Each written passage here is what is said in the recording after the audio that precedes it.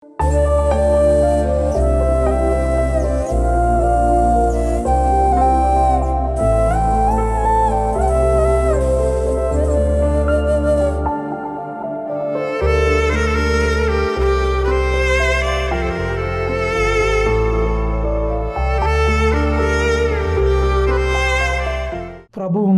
మన రక్షకుడును అయిన యేసుక్రీస్తు ప్రభుల వారి శ్రేష్ఠనామాన్న మీ అందరికీ శుభాలు వందనాలు తెలియపరుస్తూ ఉన్నాను.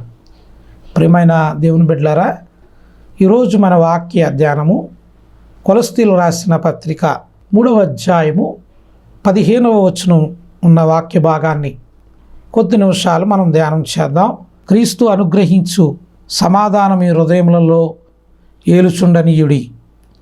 ఇందుకొరకే మీరొక్కే శరీరముగా పిలువబడితిరి మరియు కృతజ్ఞులై ఉండుడి. సంగీతముతోనూ కీర్తనలతోనూ ఆత్మ సంబంధమైన పద్యములతోనూ ఒకరితో ఒకరు బోధించుచు బుద్ధి చెప్పుచు కృపాసహితముగా మీ హృదయములలో దేవుని గూర్చి గానము చేయుచు సమస్త విధములైన జ్ఞానముతో క్రీస్తు వాక్యములో సమృద్ధిగా నివసింపనీయుడి. దేవుని బిడ్డలారా, ఈ వాక్యంలో నుంచి మనం కొద్ది నిమిషాలు ధ్యానం చేద్దాం. ఈరోజు ఈ వాక్యంలో నుంచి మనము ధ్యానం చేసే ముందుగా ఈరోజు సమాజంలో ఎక్కువ దేనికి ఇబ్బంది పడుతూ ఉన్నారు అని ఆలోచన చేస్తే చాలామంది ఒత్తిడికి గురవుతూ ఉన్నారు. చాలా ఒత్తిళ్ళు ఈరోజు మనుషుల్ని ఇబ్బందులు పాలు చేస్తూ ఉన్నాయి. ఏంటి ఒత్తిళ్ళు అంటే, కొందరు వాళ్ళు వేటుకో లేక కొంత ద్రవ్యం తెచ్చి లేక అప్పు తెచ్చి లేదా ఈఎంఐ అనే ఒకటి ఉంది. ఈఎంఐలకి ఒక వస్తువులు తీసుకుని అవి కట్టలేని పరిస్థితుల్లో చాలా ఒత్తిడులకు గురవుతూ ఉన్నారు. తీసుకున్నప్పుడు బాగానే ఉంది, కట్టేటప్పుడు చాలా ఇబ్బందులు పడుతూ ఉన్నారు. అంతేకాదు, కొందరు చేయకూడని పనులు చేసి ఆడకూడని బెట్టింగ్లు ఆడి నష్టపోయి ఆ డబ్బు కట్టలేక చాలా ఒత్తిడికి గురయ్యి వారి ప్రాణాలు కూడా విడిచిపెడుతున్నారు. ఇది వాస్తవం. అంతేకాదు, కొంతమంది జీవితాల్లో కొంత పని ఒత్తిడి కలిగి ఈ పని ఒత్తిడిని కలిగి జీవిస్తూ అనేక బలహీనతలు పాలవుతూ ఉన్నారు. అంతేకాదు, పిల్లలు చదువుకునే పిల్లలకు కూడా ఒత్తిడికి గురవుతున్నారు. చదువు అంటారు, చదువుకోవాలి మంచిదే, అయితే చాలా ఒత్తిడికి గురైన అంటాను. అందరూ ఫస్ట్ రాలేరు కదండి, అందరూ మొదటి ర్యాంక్ రాలేరు. కానీ రావాలని వెనకాల ఒత్తిడి చేస్తున్న కళాశాలలు ఉన్నాయి, తల్లిదండ్రులు ఉన్నారు. ఆందోళనలకు ఒత్తిళ్లకు గురై వారి జీవితాలు బలవంత మరణాలకు పాలవుతున్న వారు ఉన్నారు. దేవుని బిడ్డలారా, ఇటువంటి ఒత్తిడులన్నీ మనిషి చుట్టుముట్టేస్తున్నాయి. ఈ ఒత్తిడుల్లో మనిషి జీవితం ప్రమాణం తగ్గిపోతూ వస్తూ ఉంది. ఆయుష్, ఆరోగ్యం క్షీణిస్తుంది, బలహీన పాలవుతున్నారు. ఈ ఒత్తిడి తట్టుకోలేక అనేకులు హార్ట్ అటాక్ గురవుతున్నారు. అర్ధాంతరంగా వాళ్ళ ప్రాణాలు కోల్పోవలసిన పరిస్థితులు వస్తున్నాయి. ఇవన్నీ చాలా ఆందోళనకరమైనగా మనం చూస్తూ ఉన్నాం లోకంలో. అయితే ఈరోజు వాక్యం ద్వారా మీకు చెప్తున్నాను, మనం మన భారమునంతా దేవుని మీద మోపి మనం నిశ్చయితగా ప్రశాంతంగా బ్రతకాలని దేవుడు కోరుతున్నాడు. అందుకని అంటాడు, ప్రయాసపడి భారం మోసుకుంటున్న సమస్త జనులారా నా యొద్దకు రండి, నేను మీకు విశ్రాంతిని అనుగ్రహిస్తానని దేవుడు తెలియపరుస్తున్నాడు. అయ్యా, ఒత్తిడితో నిద్ర పట్టక అప్పులలో కూరుకుపోయిన నీవు దేవుని యొద్దకు రా. ఇప్పుడైనా దేవుని మాట విను. ఒత్తిడి తట్టుకోలేక బలహీన పాలు పడుతున్న ఓ సోదరుడా, దేవుడు నీతో మాట్లాడుతూ ఉన్నాడు. నీ భారము నాపై మోపు. అవన్నీ అంటాను. మరి ఈ మాట అర్థం పూర్తిగా మనము తెలుసుకోవాలి. ఏ మాట అర్థము అంటే, నీ భారము దేవునిపై మోపమన్నాడు. ఎలా మోపాలి? దేవుడికి ఎలా అప్పగించి మనం ధైర్యంగా ఉండాలి? నేను అంటాను, నువ్వు చదువుతూ ఉన్నావు, నువ్వు చదవగలిగిందంతా అంత కష్టపడి నువ్వు చదివి, ప్రభువా ఫలితం నీవే నాకు దయచేయి. ఏదొచ్చినా, ఎటువంటి ర్యాంక్ వచ్చినా, ఎటువంటి మార్కులు వచ్చినా, ప్రభువా నేను దిగులు పడను, నేను ఆందోళనకు గురికాను, నేను ధైర్యంగా ఉంటాను అని దేవునిపై భారం పెట్టి నువ్వు ముందుకు సాగాలని దేవుడు కోరుతూ ఉన్నాడు. ఈరోజు ఒత్తిడులకు గురైపోయి అనేకులు వారి జీవితాలు చాలా ఇబ్బందులకు లోనైపోతూ ఉన్నారు. దేవుని బిడ్డలారా, నేను అంటాను, ఈఎంఐల గురించి కూడా మాట్లాడాలి. నేను అనుకోవచ్చు, ఇదేంటండి ఈఎంఐ గురించి మాట్లాడి. నేను అంటాను, ఒక వస్తువు బలపరుచుకోవడం చాలా మంచిదే, కాకపోతే మొయ్యలేని బరువు మోయడం కూడా తప్పు. వాక్యం ద్వారా దేవుడు కూడా అన్నాడు, నువ్వు మొయ్యలేని బరువు నీ మీద నేను మోపను అన్నాడు దేవుడు. మొయ్యలేని బరువుని దేవుడు కూడా మన మీద పోయాడట. మనం భరించగలిగిందే దేవుడు మన మీదకి, లేకపోతే మనల్ని మన జీవితంలోకి వస్తాయి తప్ప మనం భరించలేని దేవుడు మన జీవితంలోకి రానివ్వడట. అంటే మనం ఎంత తట్టుకుని నిలబడగలమో అంతవరకే మనం ఆలోచన చేయాలి. కానీ నేటి కాలంలో సమాజం ఎలాగుంది అంటే, మొయ్యలేని వాటిని కూడా వస్తువు బలపరుచుకున్నా మంచిదే, కానీ అది మొయ్యలేవు, దాని వెనక వచ్చే ఇబ్బందులు నువ్వు ఎదుర్కోలేవు అని కూడా తెలుసు కూడా అందులో దిగుతున్నారు. దిగి ఎంత ఒత్తిడికి గురవి ప్రాణాలు కోల్పోతున్నారు. ఒక తల్లి ఇలాగే కొంత అప్పులు చేసి కొన్ని వస్తువులు కొని వాటికి డబ్బులు కట్టలేక వాళ్ళు వచ్చి అడుగుతుంటే సమాధానం చెప్పలేక ఆ తల్లి తాను 2 బిడ్డలండి. ఆ సందర్భం విన్నప్పుడు చూసి అనుకున్నాను, ఖచ్చితంగా ఇటువంటి వారు ఉండకూడదు, ఇటువంటి వారిని ధైర్యపరచాలి, ఇటువంటి వారిని బలపరచాలనే ఉద్దేశంతో ఈ వాక్యం ముందు తీసుకొచ్చాను ప్రార్థన చేసి. దేవుని బిడ్డలారా, ఆ తల్లి చిన్న బిడ్డలండి. ఒకళ్ళకి 2 ఏళ్ళు ఉంటాయి, ఒక ఆయనకి ఆ అబ్బాయికి 3 ఏళ్ళు ఉంటాయి. చిన్న పిల్లలు. ఆమె చనిపోయి వాళ్ళని కూడా చంపేసిందండి. ఆమె ఒక లెటర్ రాసింది. అందులో ఏం రాసిందంటే, నేను చేయకూడనంత అప్పులు చేసి నేను ఈ ఒత్తిడికి తట్టుకోలేక చనిపోతున్నానని రాసిందండి. ఎంత భయంకరమండి. ప్రియమైన దేవుని బిడ్డలారా, ఇటు స్థితిలోనూ ఉన్నావేమో. నేను అంటాను, మొయ్యలేని ఎందుకమ్మా నువ్వు ఆలోచన లేకుండా ఎందుకు తలకు మించిన భారాన్ని నువ్వు ఎత్తుకుంటున్నావు? ఒక నిమిషం ఆలోచన చేయండి. నేను అంటాను, కొన్ని ఆర్భాటాలకు పోయి కొంతమంది మధ్యలో ఇది లేదని నేను అనిపించుకోకూడదని అటు స్థితి కొరకు, అటు మాట కొరకు ముందుకు పోయి నువ్వు పడలేని ఒత్తిడి పడుతూ ఉన్నావు. ఇప్పుడైనా నేను అంటాను, ఇంకెప్పుడు కూడా నువ్వు మొయ్యలేని భారాన్ని నీ పైన వేసుకోవద్దు.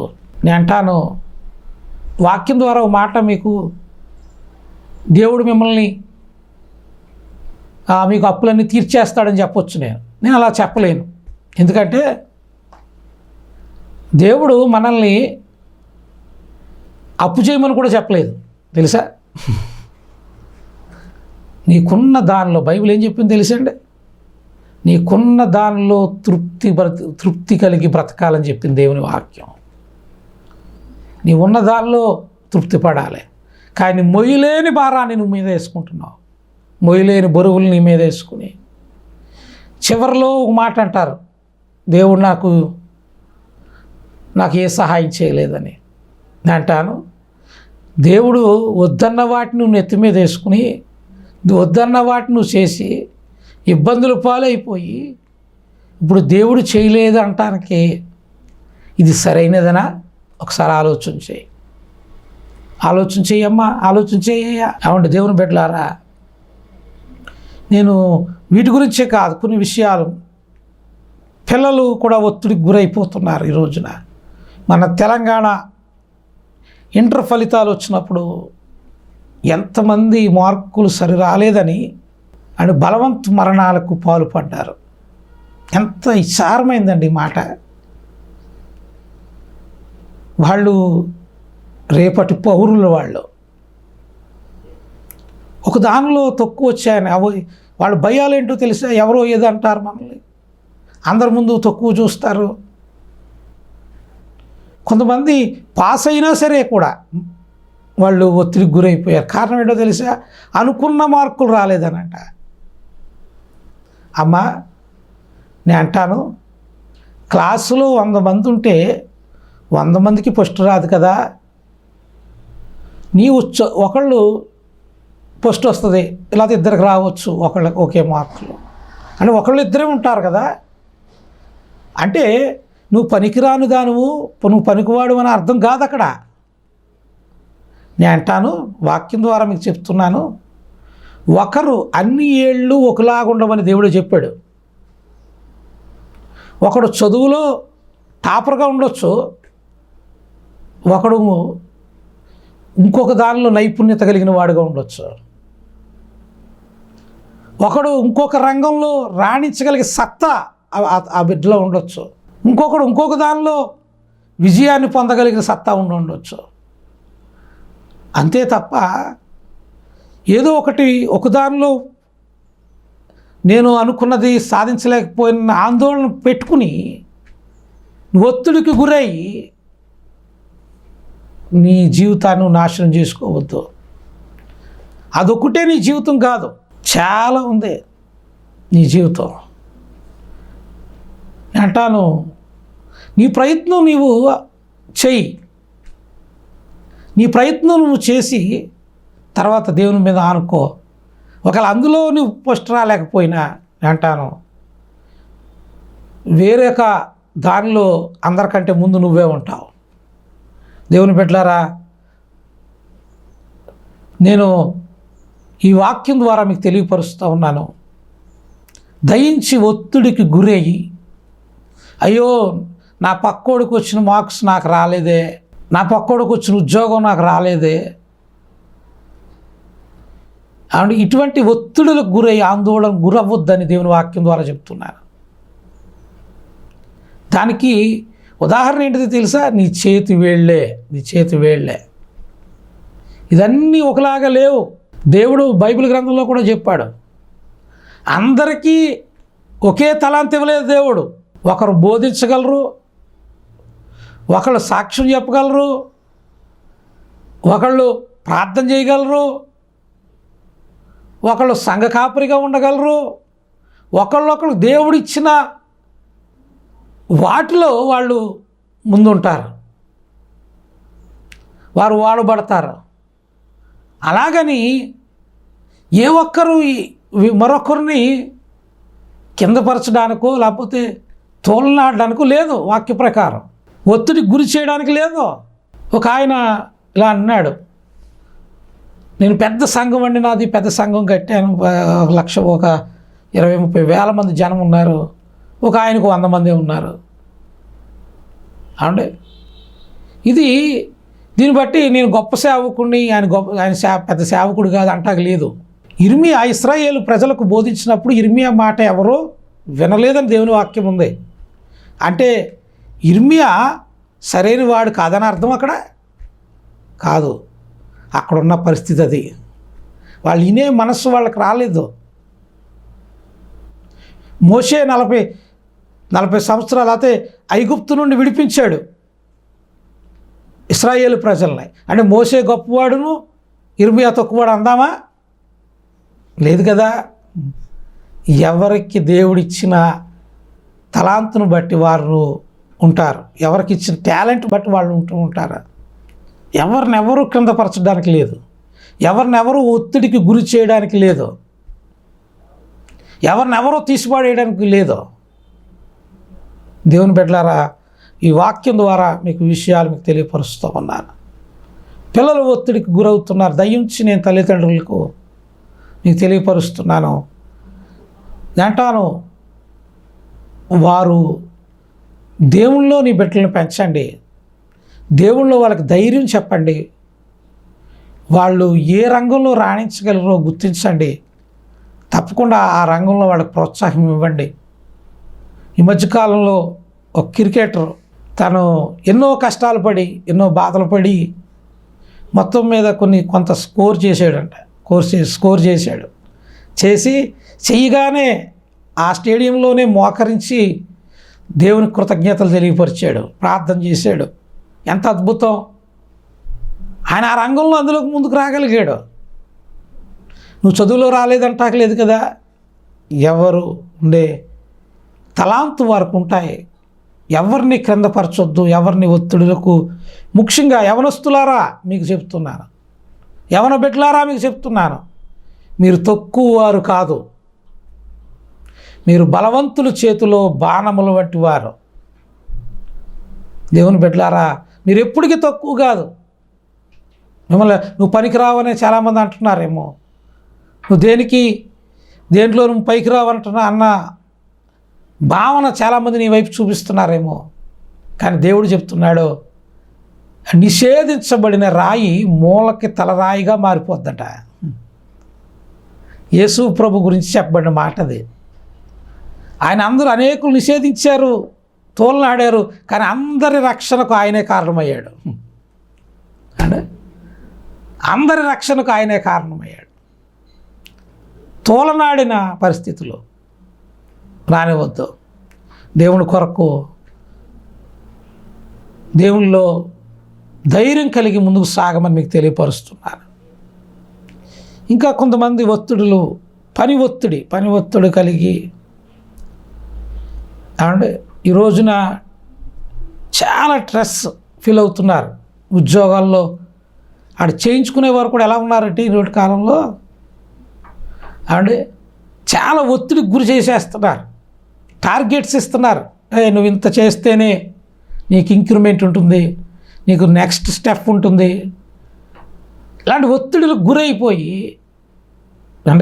వాళ్ళ జీవితాలు అనేక బలహీనతలకు కారణమైపోతున్నారు. అంతేకాదు అనేక వ్యసనాలకు కూడా బానిసలు అయిపోతున్నారు. దేవుని బిడ్డలారని అంటాను, ఒత్తిడి లేనిది చిన్న పనైనా అది నీకు క్షేమకరమైంది, అది నీకు మేలుకరమైంది. ఒత్తిడితో తినడానికి టైం లేకుండా, పిల్లలతో ఒక గంట గడపలేని దుస్థితి, కుటుంబంతో ఒక గంట ఉండలేని దుస్థితి నీ జీవితంలో ఉంటే నువ్వు కష్టపడి ఏంటి ప్రయోజనం? సమకూర్చి ఏంటి ప్రయోజనం? కూడబెట్టి ఏంటి ప్రయోజనం? ఒత్తిడికి గురై కుటుంబాన్ని నిర్లక్ష్యం చేస్తే వాళ్ళు చూడండి, మనం డబ్బు అయితే సంపాదించగలం, కానీ తిరిగి రాని సమయం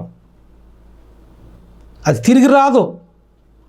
ఈరోజు నీ పిల్లలతో, నీ భార్య బిడ్డలతో నువ్వు కష్టపడాలి. నేను కష్టపడొద్దు అంటలేదు, కానీ అంత స్ట్రెస్, అంత ఒత్తిడి అది నీకు మేలు కాదు. చిన్నదైన ఒత్తిడి లేని దానిలో కొరకే నువ్వు ముందు సాగమని తెలియపరుస్తున్నాను. నేను అంటాను, ఈ మధ్యన బ్రెయిన్ క్యాన్సర్స్, బ్రెయిన్లో అనేక లోపాలు బయటపడి అనేకులు అకస్మాత్తుగా మరణిస్తున్నారు. కారణం ఏంటో తెలుసా? ఆవిడ ఈ ఒత్తిడిలే. దేవుని బిడ్డలారా, ఇటువంటి ఒత్తిడిని విడిచిపెట్టండి.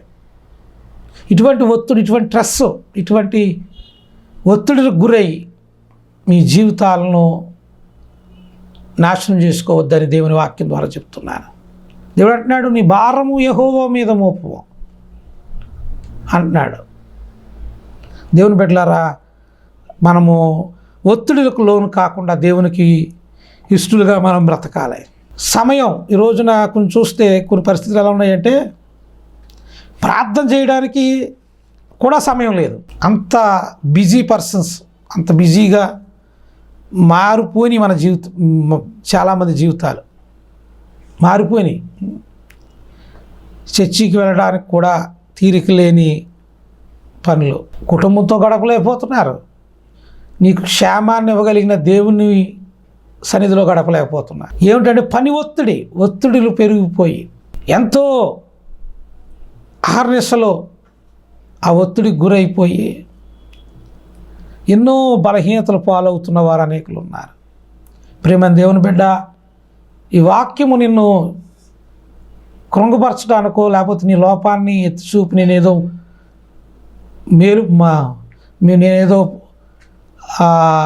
మీ నుండి నేనేదో గొప్పడు అనిపించుకోవడానికి మాటలు చెప్పట్లా అండి.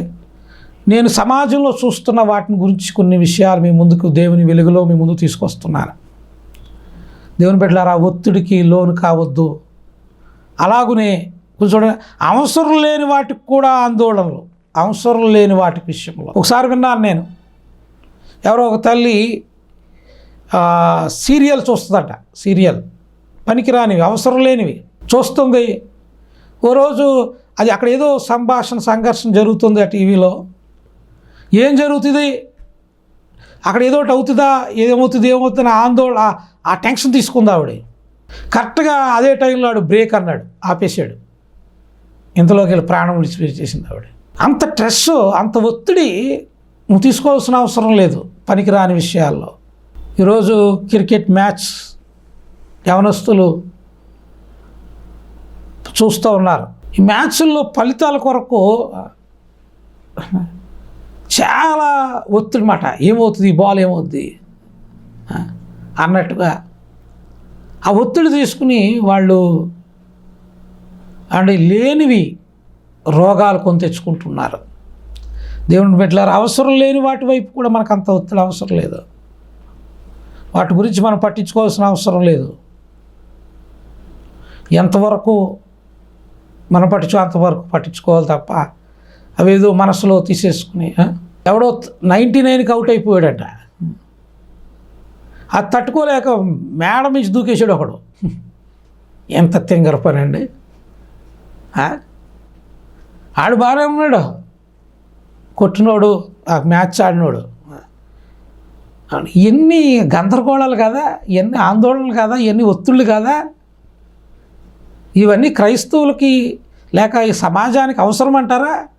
వీటన్నిటిని విడిచిపెట్టి భారము దేవుని మీద మోపి ఉన్నదానిలో తృప్తిపడి సంతోషంగా నీవు నీ బిడ్డలు క్షేమాభివృద్ధి పొందుతూ ముందుకు సాగడం దేవుని చిత్తం కదా. మరి అలాగూ నీ జీవితం ఉందా? ఒక నిమిషం నీవు ఆలోచన చేసుకోవాలి.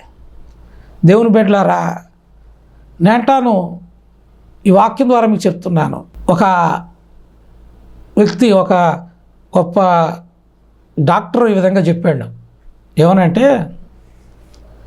మనిషి తీసుకునే టెన్షన్స్, మనిషి తీసుకునే ఆందోళనలట మనిషి జీవన ప్రమాణాన్ని తగ్గించేస్తాయంట. ఆ టెన్షన్స్ వల్ల ఎంతో ఎనర్జీ వేస్ట్ అయ్యి వాళ్ళకున్న సత్తు అంతా పోతుందంట. వాటిలో వాళ్ళకున్న జ్ఞానం అంతా పోతుందంటండి. ఆ టెన్షన్స్ ఒత్తిడికి గురై. ఈ వాక్యం ద్వారా చెప్తున్నాను, మనం ఒత్తిడికి గురి కాకూడదు అంటే దేవుని వాక్యం అందు మనం నిలిచిన వారమై ఉండాలి. చూడండి, ఇక్కడ మనం చదివిన మాట మనకి తెలియపరుస్తూ ఉంది. 3వ అధ్యాయము కొలస్సీలు రాసిన పత్రిక, 3వ అధ్యాయము కొలస్సీలు రాసిన పత్రిక 15వ వచనం మనం చదువుతూ ఉన్నాం కదా, క్రీస్తు అనుగ్రహించు సమాధానం మీ హృదయంలో ఏలుచుండనీయుడి అని రాశాడు. క్రీస్తు అనుగ్రహించున్న సమాధానం, ఎప్పుడు సంతోషంగా ఉన్నదానిలో తృప్తి పడుతూ ప్రభువా అది తృప్తి కలిగిన వారిగా అవునండి మనము టెన్షన్ లేని జీవితం గడపాలి, ఒత్తిడి లేని జీవితం గడపాలి. ఇందులో నేను ఎక్కువ శాతం నేనేం చెప్తానంటే మనమే టెన్షన్లు కొని తెచ్చుకుంటున్నాం. మోయలేని బరువులు మనం నెత్తి మీద పెట్టుకుని మనమే ఇబ్బందులు పడుతూ ఉన్నాం. అవునండి, ఒక ఆయన అన్నాడు, ఒక కవి ఇలా అన్నాడట, అడుసు తొక్కనేల కాలు కడగనేల అన్నాడు. అంటే ఆ మట్టి తొక్కుతూ ఎందుకు, మళ్ళీ కాలు కడుక్కుంటాం ఎందుకు అన్నాడు ఆయన. ఈరోజు మొయ్యలేని బరువులు మీ నెత్తి మీద ఎత్తుకోవడం ఎందుకు, అవి ఆ బరువుల్లో సతమతలు అయిపోయి ఒత్తిడికి గురై నీ జీవితాన్ని నాశనం చేసుకోవడం ఎందుకు? దేవుని బిడ్డలారా, ఈ వాక్యం ద్వారా మీకు తెలియపరుస్తున్నాను, సరిదిద్దబడదాం. మనము క్రీస్తుని కలిగిన వారుగా ధైర్యముగా ప్రేమతో అండి ఇక్కడ రాయబడింది కదా, ఈ మాట మరలా ఒకసారి చదువుతున్నాను చూడండి ఎంత చక్కగా దేవుడు రాయించాడో. కొలస్సీయులకు రాసిన పత్రిక 3:15 అంటాడు కదా, క్రీస్తు అనుగ్రహించిన సమాధానము, ఎప్పుడు ఆందోళన లేకుండా, సమాధానం అంటే గందరగోళాలు లేకుండా, హృదయంలో ఒత్తిడిలు లేకుండా సమాధానము మీ హృదయంలో ఏలుచుండనీయుడి అని చెప్పాడు. దేవుని బిడ్డలారా, ఇందుకొరకే మీరు ఒకే శరీరముగా పిలువబడితిరి, దేవునికి స్తోత్రం, మరియు కృతజ్ఞులై ఉండుడి అన్నాడు. మనం కృతజ్ఞత కలిగి ఈ లోకంలో మనము సంతోషం కలిగి జీవిద్దాం. అట్టి కృప దేవుడు మనకి దయచేయునుగాక. ఆమేన్. ప్రార్థన చేద్దాం. కళ్ళు మూయండి. మహాపరిశుద్ధుడైన తండ్రి, నీకు వందనాలు ప్రభువా. వాక్యము నీది, నేను నీ వాడను, నీ పక్షము నిలబడి నువ్వు వాడుకున్నావని నమ్ముతున్నాను ప్రభువా. నీ బిడ్డలు ఎవరైతే ఒత్తిడులతో, టెన్షన్లతో, ఆందోళనతో, నిద్ర పట్టని పరిస్థితులకు, ఆందోళనకు గురైపోయారో వారిని బలపరచు నాయన, వారిని సరిదిద్దు నాయన. ఆ గందరగోళ ప్రభువా, ఆ టెన్షన్ నుండి విడుదల తీసుకురండి. వారికి సమాధానం ఇవ్వండి. వారి హృదయాల్లో సమాధానం వేలనివ్వడానికి నీ వాక్యం ఉంది నాయన. అట్టి విధంగా వారి జీవితాల్లో సమాధానం కలిగి ప్రభువా జీవించడానికి నీ కృప దయచేయమని, నిన్న వాక్యము వారి జీవితాలు 30 60 100 ఫలించుటకు నీ కృప చూపమని యేసు నామమున ప్రార్థిస్తున్నా తండ్రి. ఆమేన్. ప్రభువునందు ప్రియమైన దేవుని బిడ్డలారా, ఈ వాక్యం మీకు ప్రోత్సాహకరంగా, మీ ఆత్మీయతలో మిమ్మల్ని బలపరిచేదిగా ఉంటే తప్పకుండా మాకు చిన్న ఫోన్ కాల్ చేయండి. మీ ఫోన్ కాల్ ద్వారా మేము ఇంకా ప్రోత్సహించబడి ముందుకు వెళ్ళడానికి అవకాశం ఏర్పడుతుంది. అంతేకాదు, మీ ప్రార్థన అవసరతలు మాకు ఏమన్నా తెలియపరచండి, మీ కొరకు ప్రార్థిస్తాం. అంతేకాదు, మీరు పిలిస్తే తప్పకుండా మాకు అవకాశం ఇస్తే తప్పకుండా మీ ఇంటికి వచ్చి మీతో మీకు ప్రార్థన చేయడానికి కూడా మేము సిద్ధంగా ఉన్నాం. దేవుడు అట్టి విధంగా నడిపించి ఆశీర్వదించునుగాక. ఆమేన్.